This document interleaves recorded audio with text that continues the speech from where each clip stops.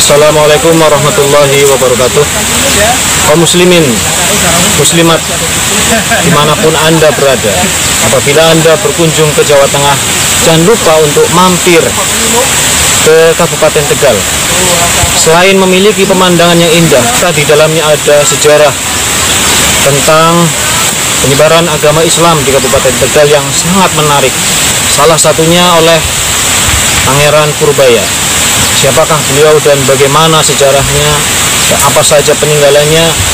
Mari kita simak.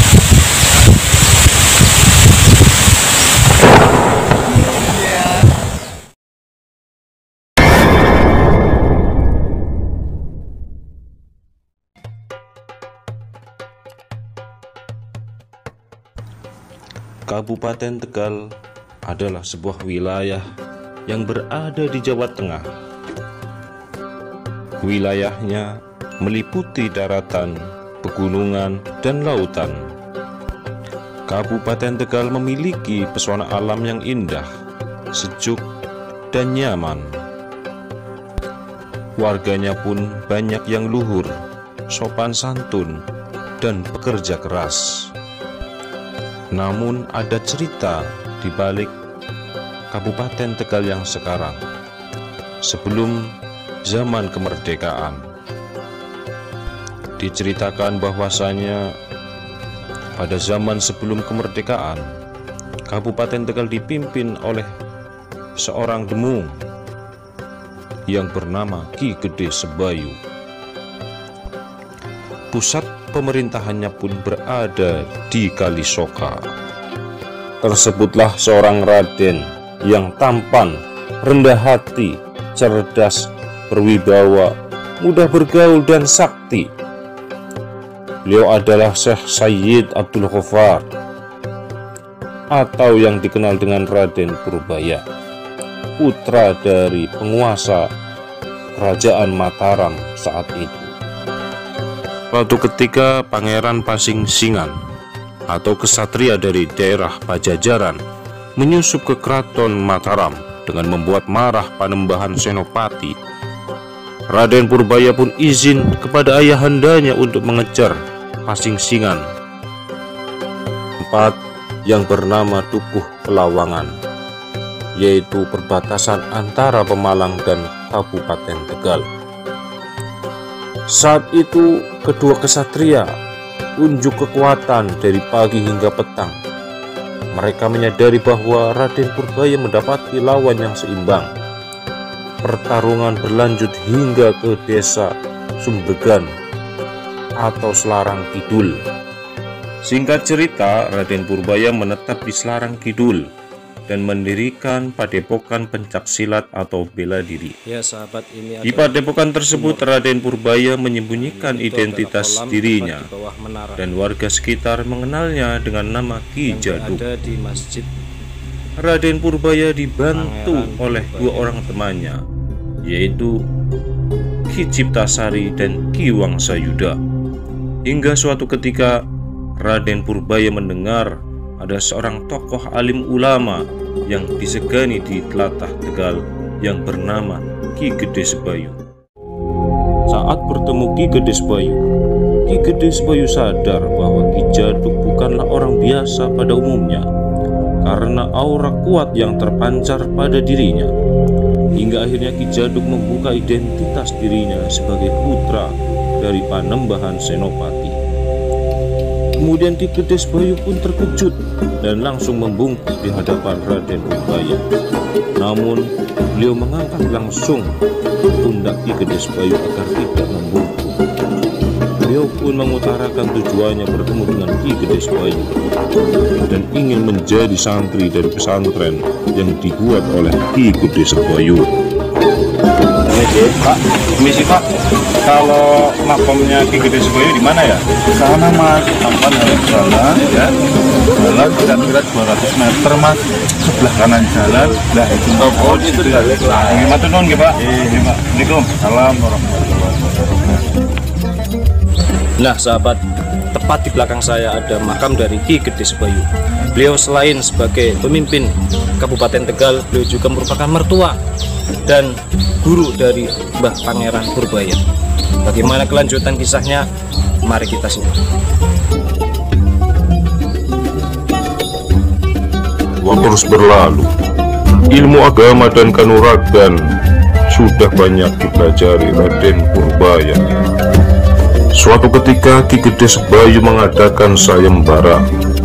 Barang siapa yang mampu merobohkan pohon jati yang sangat besar yang ada di Dukuh Babakan Jatiwala, Desa Jatimulya, Kecamatan Lebak Siu, akan diangkat oleh Ki Gede Sebayu sebagai menantu.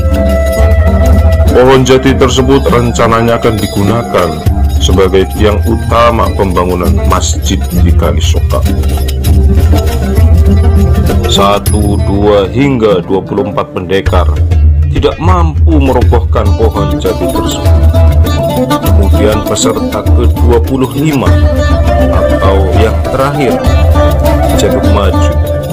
Ki Gede Sebayu hanya tersenyum karena beliau paham betul siapa yang jatuh. Hanya dengan kuda-kuda tangannya bergerak dengan posisi seakan siap mendorong, pohon jati tersebut tumbang dengan sendirinya. Ketika itu juga Ki Gede Sebayu mengangkat Ki Jadu atau Raden Purbaya sebagai menantunya untuk menikahi putrinya, yaitu Ayu Rara Dianti Suprapeksa. Samping itu pula Ki Gede Sebayu menetapkan daerah tersebut di mana 25 orang tadi yang mengikuti sayembara dengan nama desa Selawi atau dari kata Selawe yang artinya 25. Di Kalisoka, Pangeran Purbaya mendirikan masjid bersama Ki Gede Sebayu dan mendirikan pesantren untuk mendukung kegiatan syiar agamanya. Tahun demi tahun berlalu, sepeninggal Ki Gede Sebayu, Raden Purbaya menggantikan kepemimpinan Ki Gede Sebayu di pesantren Padepokan Karangmangu, Kalisoka. Sementara itu Raden Mas Anggawana meneruskan menjadi juru demung. Pangeran Purbaya mendekatkan diri kepada Allah. Beliau bersemedi membuat sebuah gubuk sederhana untuk mesuh raga, mensucikan diri dengan cara menggali tanah sedalam 3 meter dengan ukuran 1 kali 2 meter, mirip sebuah kuburan. Pada suatu pagi, saat itu musim kemarau panjang, tak menyisakan air sedikit pun. Raden Purbaya berdoa kepada Allah Subhanahu wa Ta'ala dan meminta petunjuk kepadanya. Kemudian ditancapkanlah batang bambu pada tanah berbukit. Seketika itu juga air langsung memancar dan membentuk saluran ke arah sungai. Air tersebut tak berhenti memancar dan penduduk sekitar menamainya dengan Tuk Dandang. Inilah salah satu karomah dari Pangeran Purbaya.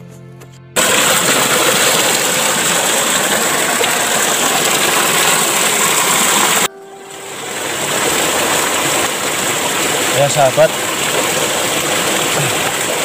ini adalah Tuk Dandang peninggalan dari Mbah Pangeran Purbaya.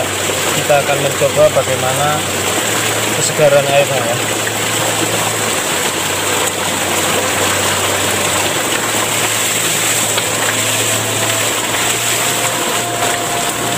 Selain airnya jernih, bersih, tapi juga menyegarkan sahabat. Ini seharusnya pemerintah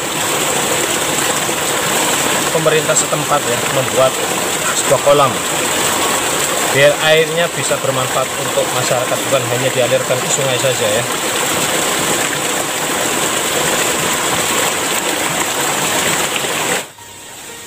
Nah, assalamualaikum Pak. Waalaikumsalam warahmatullahi wabarakatuh. Pak sinten namine? Saripin. Pak Saripin. Pak Saripin. Kula bagus saking KUA Jatinegara Debat niki Kabupaten Tegal. Niki badhe ngulas peninggalan dari Mbah Pangeran Purbaya. Berat. Niki ngapunten Pak, namine napa Pak yang di sini? Niki peninggalan Mbah Purbaya. namine napa? Mbah Ratnam Sari. Rantamsari atau Mbah Rantamsari Singajaya Tuk Dandang. oh berarti Mbah Rantamsari itu maksudnya peninggalannya namanya. Oh, namanya Mbah Rantamsari Mbah Rantamsari Singajaya Tuk Dandang. Dandang. Nah, lokasinya di desa apa, Pak? Kalisoka. Masih di desa Kalisoka. Perbatasan. Sumbernya dari mana ini, Mbak, airnya? Apa di atas ada sungai? Enggak ada. Nggak ada. Dari bawah. Dari bawah. Ya, ini padahal nggak ada pohon gede ya, Mbak ya? Nggak ada. Iya. Nggak ada. Tapi airnya bisa deres, putih, bersih, jernih. Ya. Ya kalau Oke. ularnya banter. Ini tapi di sini nggak dibangun kolam, Mbak? Apa, Mbak? Ini direncanakan ada, Iya. ada permanen dari kemarin. Katanya sih ingin membaiki jalan dulu Iya. sampai ngolong sini dari pemerintah. Pemerintah desa. Bukan desa, desa cuman nanda tangani gitu.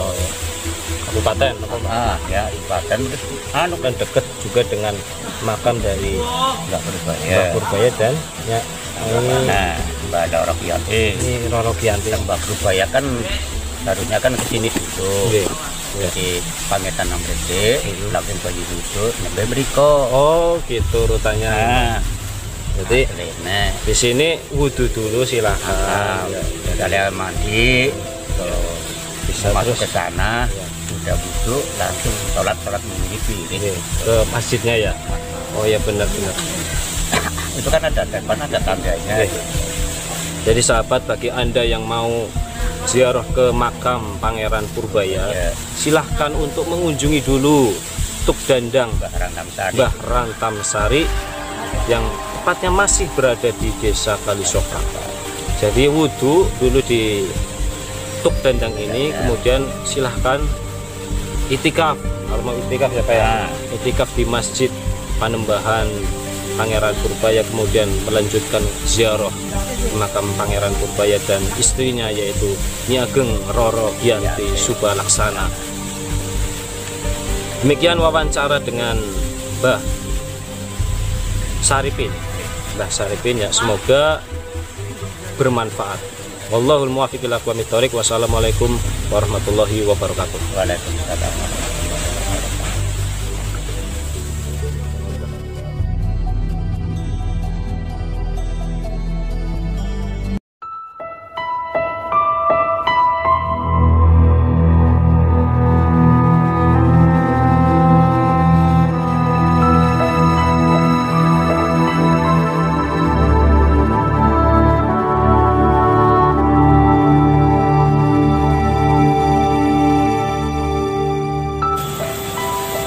Assalamualaikum warahmatullahi wabarakatuh. Sahabat, disinilah dimakamkannya Nyi Ageng Roro Subalaksana, putri dari Ki Gede Sebayu. Beliau merupakan ulama wanita yang menyebarkan agama Islam di wilayah Kabupaten Tegal, sekaligus istri dari Pangeran Purbaya. Tepat di belakang saya ada sebuah pohon besar yang merindangi wilayah pemakaman ini. Mari kita doakan beliau, Nyi Ageng Roro Subalaksana, agar amal ibadahnya diterima oleh Allah Subhanahu wa taala serta dosanya diampuni oleh Allah Subhanahu wa taala. Amin amin ya rabbal alamin. Pada saat itu, Mataram diserang oleh pemberontak di bawah pimpinan Raden Trunajaya dari Madura. Seluruh kekuatan Mataram dikerahkan untuk menahan gempuran pasukan pemberontak. Pangeran Purbaya harus merasakan pahitnya peperangan karena ia tak lagi setegar ketika di usia muda. Meski ia tidak bersimpah darah, namun benar-benar merasakan betapa pahitnya peperangan salah satu tempat di daerah Klaten. Dan akhirnya Pangeran Purbaya pun meninggal dunia. Inna lillahi wa inna ilaihi raji'un. Pangeran Purbaya sendiri dimakamkan di daerah Kalisoka.